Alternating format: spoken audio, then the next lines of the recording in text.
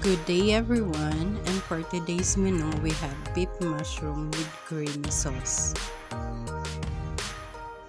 At para naman sa ating ingredients, we have 2 kilo ng beef laman na pinakuluan ko na with soy sauce and pepper.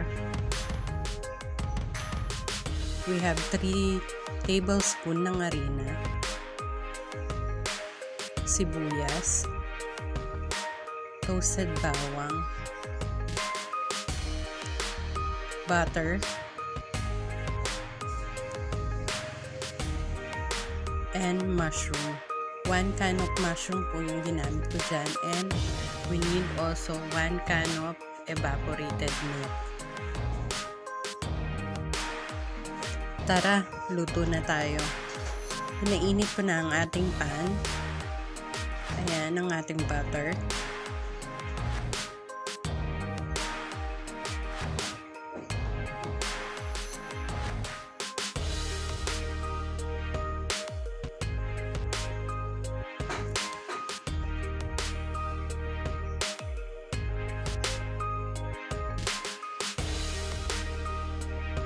Ang ating sibuyas,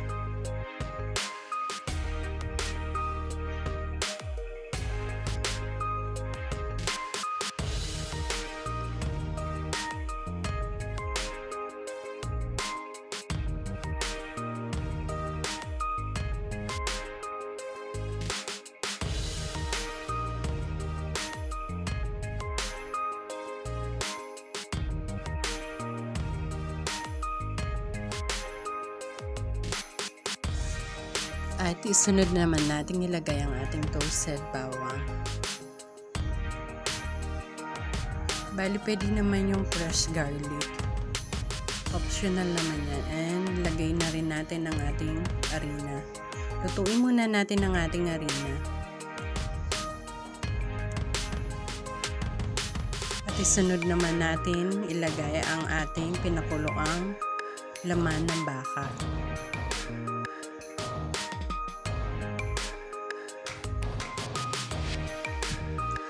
Ayan, hintayin na lang natin kumulo.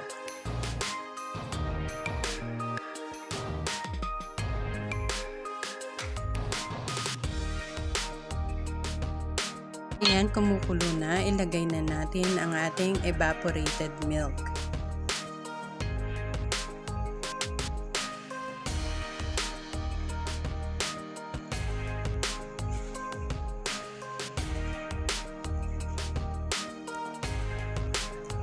At isunod na rin natin nilagay ang ating mushroom,